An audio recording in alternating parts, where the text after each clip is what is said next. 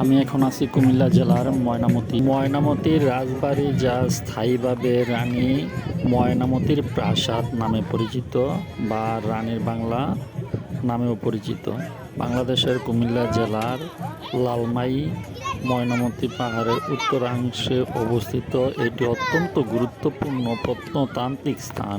এটি দশম শতাব্দীর চন্দ্রবংশীয় রাজা মানিকচন্দ্রের রানী ময়নামতির স্মৃতি বিজড়িত স্থান হিসেবে পরিচিত। ময়নামতির প্রাসাদ, রাজা মানিকচন্দ্র তার রানী ময়নামতির আরাম আয়েশের জন্য লালমাই পাহাড়ের উঁচুতে একটি প্রাসাদ বা বাংলো নির্মাণ করেছিলেন। পরবর্তীকালে এই স্থানটি রানী ময়নামতির প্রাসাদ নামে পরিচিতি পায় এবং স্থায়ীভাবে এই পাহাড়ি অঞ্চল ময়নামতি নামে খ্যাতি লাভ করে। ময়নামতি ছিলেন গোবিন্দচন্দ্রের মা এবং মানিকচন্দ্রের স্ত্রী, যা ইতিহাসে চন্দ্রবংশের রানী হিসেবে পরিচিত। এটি প্রাচীনতম সভ্যতার নগরী ও ঐতিহ্যের নিদর্শন।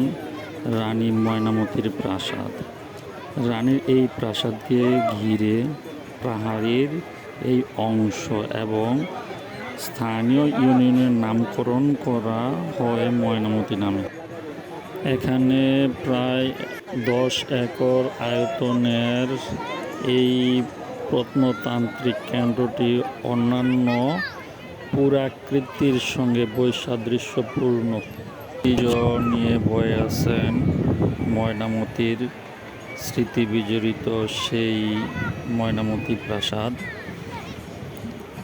সবাই এখানে ঘুরতে আসেন, কুমিল্লা থেকে, এমনকি কুমিল্লার বাইরে থেকে, দূরান্ত থেকে মানুষ এখানে। তবে এই ময়নামতির পূর্বে একটি নাম ছিল, সেই নামটি ছিল রোহিতগিরি।